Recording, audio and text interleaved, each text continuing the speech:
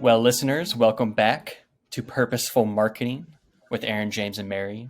We got a cool show that we're going to do today. I'm actually recording it in my childhood bedroom, so that's the added bonus if you see the video of this episode. But that kind of reminds me of something that is a term, invasiveness. And that's going to be the theme of this episode today, where James and I did a run at this back in the past, talking about retargeting, but we wanted to bring Mary on to give her insight as well. So we can talk about this concept that as marketers, we all perform. Sometimes it works, sometimes it makes us feel icky. I think James and I were talking a lot about the ickiness and the why. But I also want to talk today a little bit more about how to tactically do it in the right way. Before we get there, I kind of want to toss it to Mary because something organically happened this week is you had a post about this on LinkedIn. If you want to kind of talk about your experience and reaction to it, maybe that's a great framing for this episode. Yeah, for sure. So this, my post on LinkedIn, I'll summarize it in just a second. It stemmed from an Industrial Marketing Live episode that we were doing. And it was marketers in industrial typically do not have a lot of budget. So we decided $1,000 would be a budget that might be adequate, that a leadership team might give a marketer to run an experiment. It's like, okay, $500 was probably too small. $2,000 was probably too big. So we just kind of met in the middle and we're like, as a group, we had like 4 of us. What would you do with $1,000? And we had our new performance marketer online, which was great. And he was like, well, retargeting is probably the best bang for your buck if you have $1,000, because cold targeting is going to be pretty difficult. It'll be difficult to prove the efficacy with just $1,000. So if you're going to do anything to just prove that your audience is on social media, and B, make any kind of impact whatsoever from a business standpoint, then you should probably do retargeting. And I was like, oh, that's kind of interesting. I never would have considered that. My answer was cold targeting a super narrow audience depending on your ICP, right? Ideal customer profile.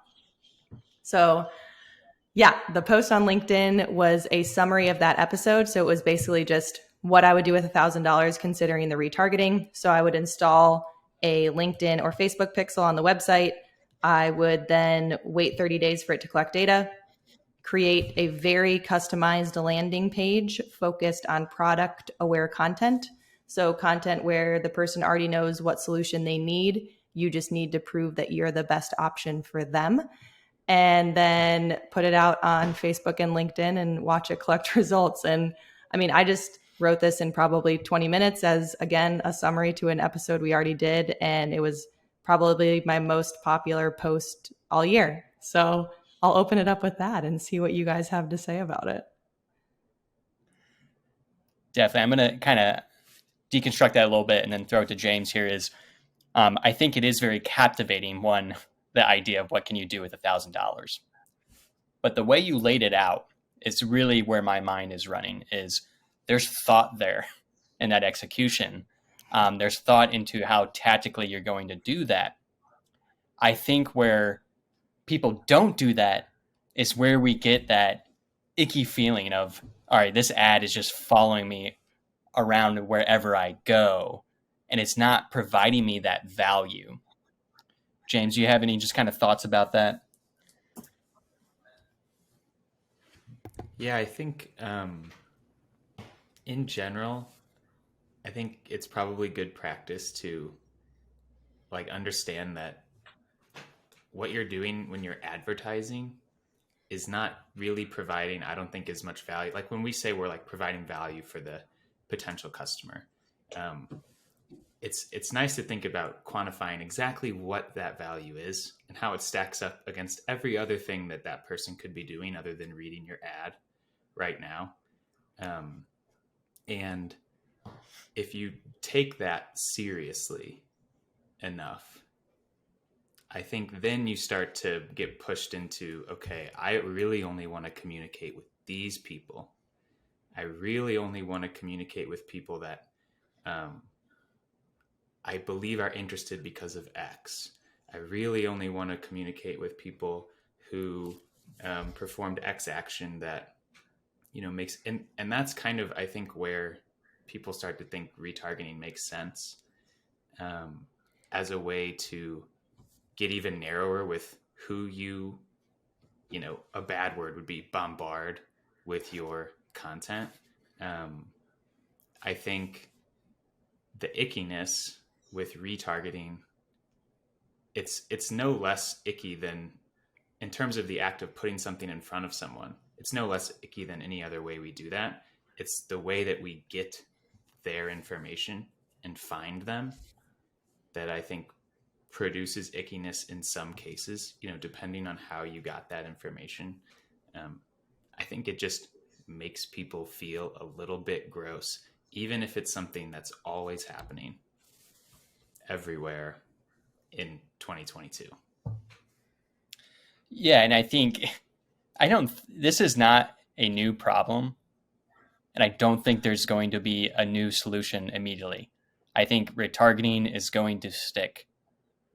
Again, where I'm caught up with it is, are we doing the right things as marketers? Which again is kind of the essence of this show, is like, why are we doing it? James, as you were talking, an idea popped in my head that I don't want to rabbit hole too much, but I'm like, a better way to retarget is to create your own community.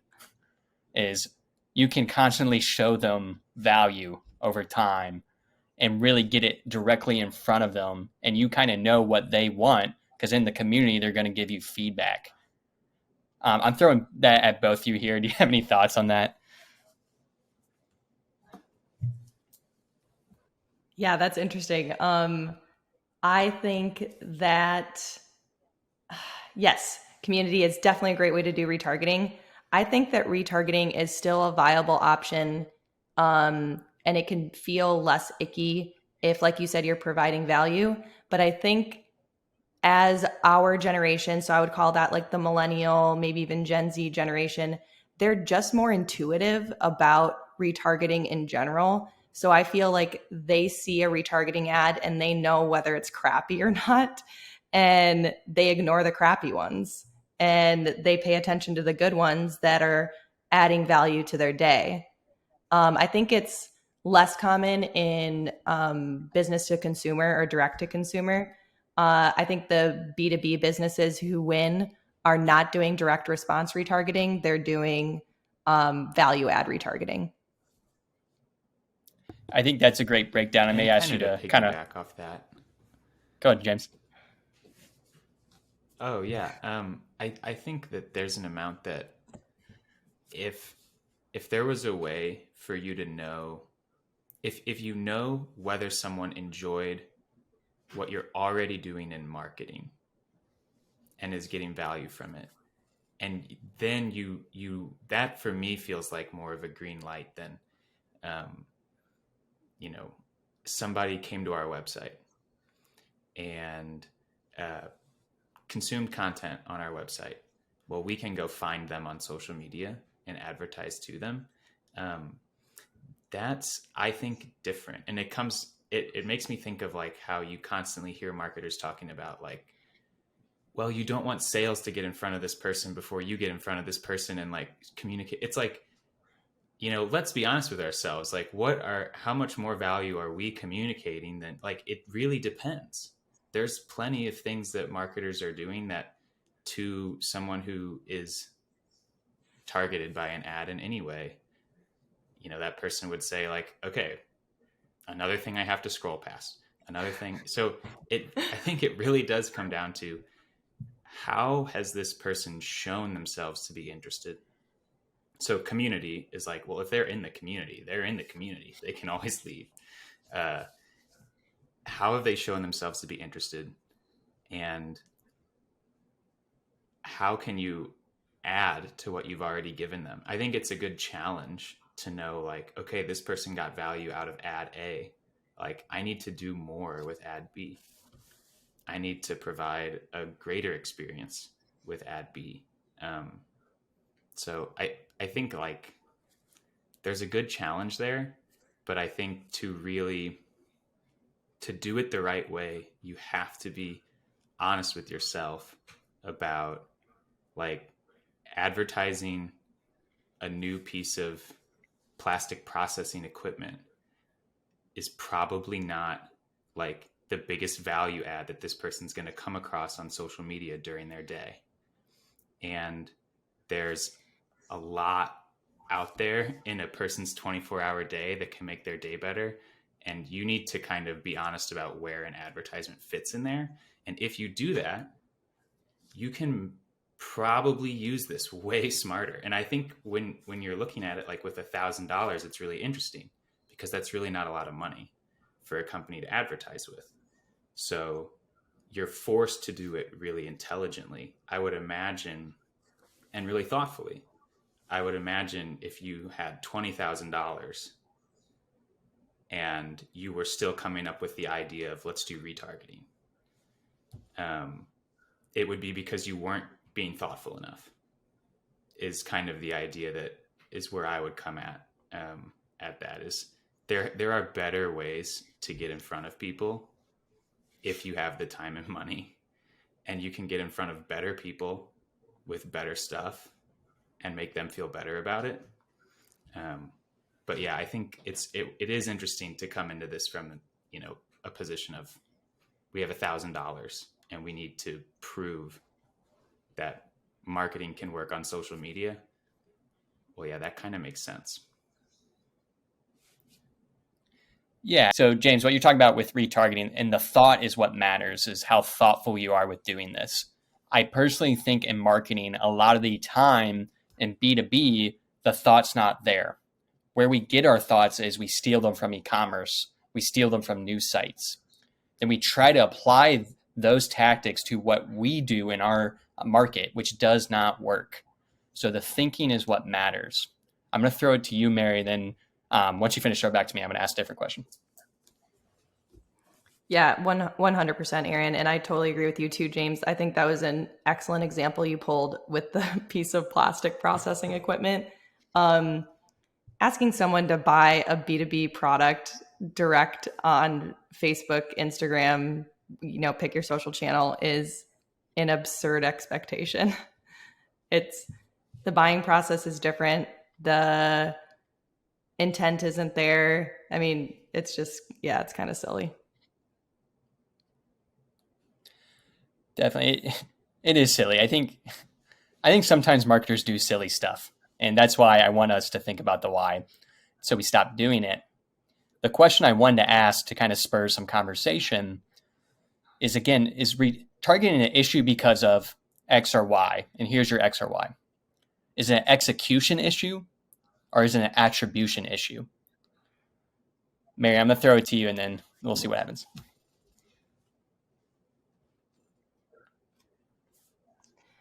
I would say it's an execution issue first. So most retargeting, especially in B2B, is really just digital sales. So you're being forced as a marketer to hit sales-based numbers, which is lead count, revenue count, something like that. And so you do tactics that serve your goals rather than your customers' goals. So to your point, it's not thoughtful marketing. You're not really executing what I would consider marketing. You're executing digital sales. So going back to the why on what are you doing as a marketer? What is the point of marketing? The point of marketing is to build affinity, trust, and awareness of your brand. Sales job is to convert that awareness, affinity, and trust into a sale. Love that explanation, Mary. And James, I'm going to ask you the question a different way because you and I have another love, which is food. And I think I want to talk about retargeting in that way is if you have a local restaurant, I have one right around the corner from me. Every single day I walk by, they change the board and tell me what their special is going to be and why it matters to me. And every single day I walk by, it's the same message, but with a different spin, targeting me to go eat in there. Do we find that icky? Like, is that different? I'm gonna ask you that, James. Yeah, and this is similar to kind of the way that I put it when we talked about this originally. So I'm glad you jogged my memory here. It's like, no, it's not icky. Partly in this case because that board sits outside their restaurant and does not move or follow you to where you go. But also, I think it makes me think of the example, like, I think I was talking about a cobbler, which is hilarious because I've never used a cobbler. I've never, but if you went in and you talked to someone, you were talking to a cobbler, or you're getting a suit made, and another customer comes in after you've had an in-depth conversation with this store owner, and you leave without getting a card or additional information. You don't purchase anything. Well, that cobbler, he lives in the same town as you, or that suit maker or whatever it is, and he sees you, getting coffee. I think it's totally, like, it's not necessarily invasive at all. I don't think, for him to go over and politely be like, hey, I'm sorry that I couldn't, show you out the other day and answer any follow-up questions that you might have had while I was helping that other customer. Here's my card. If you have any further questions, please give me a call. Here's when I usually answer my cell phone. Here's what we can do. I know you were looking at these. If you want, I can let you know when we get more of X in stock, like things like that. Like, this is someone going up to someone and doing it in person. And it's like, if you wouldn't do it in person, then you what if you had to tell someone how you got their information? Would you still do it? If you had to lead with, yeah, so I grabbed your email off of like this third-party site, and I tracked your email to your LinkedIn account and thought it would be really nice if I popped in on your LinkedIn feed. If you had to tell them, would you still do it? Like this guy, the suit maker or the cobbler, like, absolutely he would. There's a connection there. Restaurants are parts of communities. I feel like, when I worked at a restaurant, I was proud to tell people that I worked there. I was always trying to everything I did was advertising. I'd constantly be saying, oh yeah, I just got off of work. I'm totally stuffed because I had a burger before I left. Best burger in St. Louis. I think that you have a different ability to do quote unquote retargeting when you're doing it in person. Love that, James. I think an idea that we've talked before, and I'll just present it again, is the digital versus the physical. And like the marketing you do in the physical world sometimes doesn't translate to the digital world. I think that's the tension with retargeting. Back to the original question about execution versus attribution, it certainly is a trick question because it's both, but I want to kind of lean on the attribution side and talk about why that may be impacting the way marketers perform retargeting. And it goes back to the original question about, if you have $1,000, what's your best bang for the buck? It's retargeting. And the reason, because it's easier to attribute, right? Is I have an audience now, they're warm. Now I'm going to send them an ad sequence. They're going to go to the form. They're going to convert. Great. That's way easier for me to get my attribution story than spend time doing other things, right? Creating demand, working on my positioning, building a narrative so they understand why they need my product. Those things are going to help you grow much more on a macro scale than you retargeting. I think that's kind of what I want to get across to people is retargeting should be part of your tool set, but you need to focus on those other things. And if you, as most marketers, I'm going to throw this to Mary in a sec, we're like so tasked with attribution that like we're going to do retargeting no matter what. Like it's not even a question, right? So Mary, how do you feel about that idea about attribution is one of the reasons why retargeting has kind of gone into a bad place? Yeah, I would agree with that wholeheartedly. Attribution is a handcuff to marketers, and it keeps you from innovating and being a creative individual. Especially if your leadership team, whoever you're reporting to, is forcing you to report on attribution that marketing software gives you. So marketing software is limited in its attribution due to privacy policies on the internet. You will never know that someone found you on social media, listened to you on a podcast, went to your webinar, and then converted on your webpage, because that'll just show up as either organic or direct traffic. So you'll never find out that that person converted on a far more innovative and creative way to do marketing, which would be podcasting, live events, etc. So yes, it handcuffs you and forces you into bad marketing habits. And I'll just go back to that you're not really doing real marketing. Here's a question that I think of when you talk about that, because I like everything that you say. Why? So I guess the question is why attribute? Why bother? Is part of it. And I would say, I think I know one good answer, but it's the only good answer I can think of. But basically, why does it matter? Why? You have a marketing team. They're part of your business. They have a role. Okay, they're tied to your revenue that you generate, the same way that the machinist is, the same way that the salesperson is, the same way that the CEO is. It's a single team. Why are we worried about, oh, well, this 10K deal came in through sales, this 20K deal came in through marketing. That's all we've done this month. Sales can eat it because marketing's winning by 10 grand, or vice versa. Like, that makes absolutely no sense to me. Is there any reason to attribute other than it helps us know what's working? No. Attribution is a bad habit picked up by executive teams who are obsessed with ROI. Hot take coming at you. I know of companies who are on either side of that spectrum. So on the side that you're on, James, which is, hey, if it's contributing to positive business outcomes and we're not doing anything differently except being innovative and creative in our marketing, then yeah, marketing's probably working. And we're all reaping the benefits of this, which is fantastic. And those companies that recognize that put the money back into innovative and creative solutions. The companies who are obsessed with ROI are going to be stuck in ROI and they're going to stay stagnant on growth. That's what I've seen. That's such a wonderful answer, Mary. And I don't have anything to disagree with there, but I want to take us in a different route with that question, James. I think the attribution really comes from, again, I work in SaaS, you both work in industrial, but private equity firms and VCs fund them, right?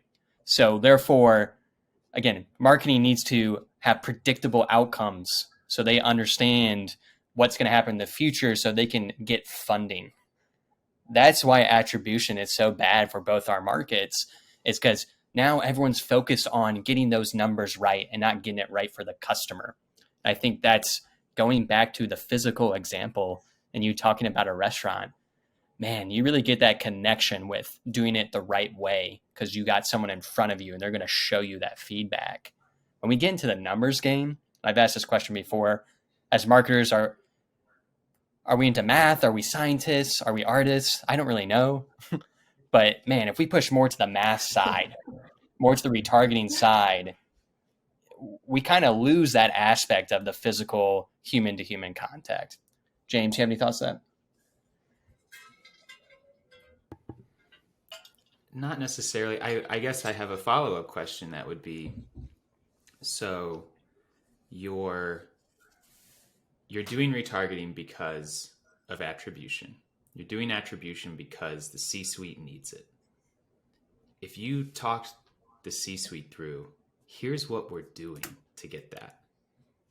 Here's what that result looks like. So that result looks like me finding getting an email address off a third party, sending a direct response ad to them on social media so that they fill out a form, so that we can then put them in touch with someone who they didn't ask to talk to, that they were basically just like found, and be like, oh, let's book a call.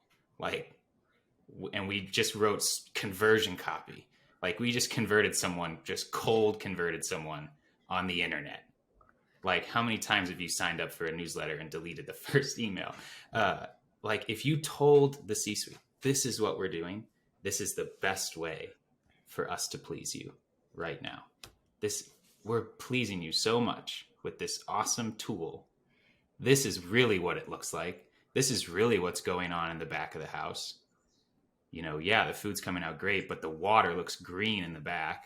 The chicken is 2 days expired, and this is what we're serving to the customers. Like, what would they do? Do you think they would say, well, that's what marketing's job is? It's just to get leads? Or would they look at it and say, okay, obviously something went wrong here.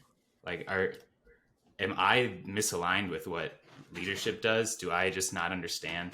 Because I feel like they would have to say, okay, I think we're doing something that doesn't communicate who we are right now when we do it this way. I feel like leadership does not want their company to be the company that does things like that. Or am I wrong? So yes, James, I think that there are leadership teams who would listen to that explanation and say, oh my God, James, you're right. Yes, we've been thinking about this the wrong way. Please go. Unfortunately, those are few and far between. I would say most leaders would hear that and see a lot of obstacles in their way and a lot of friction among other teams, and then would resist the hard work that it would take to change a company mindset and culture and process. What do you think, Aaron? Yeah, I think generally we as people don't like change. And it's such a good question of what does leadership need from marketing? I think the answer varies so much that no one can give a clear answer. And when you do not have clarity, when you do not have the why, you do not have the strategy, that's when you have a bunch of marketers like us just doing retargeting because we know it gets leads and we can attribute it. So I think that's a really important question. Maybe we return to it someday, James, in a different episode. But just to kind of wrap us up here, I do want to talk about one retargeting tactical thing that I want people to think about and possibly stop doing is think about how long you're retargeting an audience and why that matters. So for instance, here's your example is, should you build an audience of a 30-day retargeting list, 60-day, 90-day, 180-day? I think some ad platforms will cap you at 365, right? That's a common thing we do as marketers, but I don't think we put a lot of thought into it. I would say my recommendation would be is like, you don't need to go more than probably 90 days, depending on how long your sales cycle is. And here's the reason, which James and Mary want you to kind of give me some feedback, is if someone is in your retargeting audience, they should be product aware. They should be solution aware. They should be ready to buy. And if you're collecting them for a long time, they're probably not. So then your retargeting list doesn't even make sense. It goes back to the why, right? It's like, these people aren't ready to buy. Why am I going to give them an ad to push them to conversion? Mary, you got any thoughts on that? Yeah, I agree 100%. I very rarely go past 60 days now just because I've seen diminishing returns the longer you open that window up. So that's a really great point that you brought up. I would say definitely don't go past 90 days. I've got pushback to that because I think that, and I don't know what the answer is, but I mean, why does it matter if they're ready to buy? Aren't we adding value? Isn't that what we should be doing? Like, I think it matters if they're ready to buy if we're trying to convert them. But theoretically, if we're justifying invasiveness with a value add, not a value add of our company that our product provides, but a value add that our marketing provides, is that value add converting them? Like, is converting someone into a sale a value add? I mean, I would say like it should be buy cycle agnostic. If we're talking about, is retargeting something that you should do, like ethically, that should be buy cycle agnostic, because you don't know where someone's at. Like, you can't prove that I'm ready to buy plastic processing equipment. Prove it. Prove that I'm not. I mean, like, what I kind of think I would push back against that and say, like, the reason would be whether or not it's delivering any value for customers. I mean, there's an argument that if your advertising is typically turning someone into a customer over in about 200 days, say, that's like the longest it's ever taken advertising to turn someone into a customer, then yeah, there's a good argument for, okay, we're not delivering any more value after this amount of time. We shouldn't be, hitting the same person for this long. But I feel like when you start doing that, you're not thinking about the customer anymore. You're thinking about your budget. And so, again, like it's worth thinking, like when we're talking about something that's invasive, we have to be thoughtful, one, about, the company and the budget, but we need to be really thoughtful about the customer. So if we have to answer a question like that with something like, well, man, we just haven't converted them after 3 retargeting attempts over the course of a month, then you already are making the wrong decision, I think, and you're already doing it the wrong way. 100. And I think so you probably shouldn't be advertising to someone like heavily for a really long time on their social media feed, regardless. But I think it's different with retargeting because the answer that you all have suggests that if you get to that answer, you started from the wrong place. If it matters about like your sales cycle length and whether someone's in buy mode, then you probably started from the wrong place, in my opinion. Love it, James, because you're always bringing it back to the why. And something you said is it's worth thinking about. It is so worth thinking about your customer. So I want to leave everyone with that. We're at time. We're going to close up shop here. Go listen to us on Spotify. Mary, I think I'm going to take your post. I'm going to put it in the show notes. So if you guys have any thoughts about that, DM us, let us know.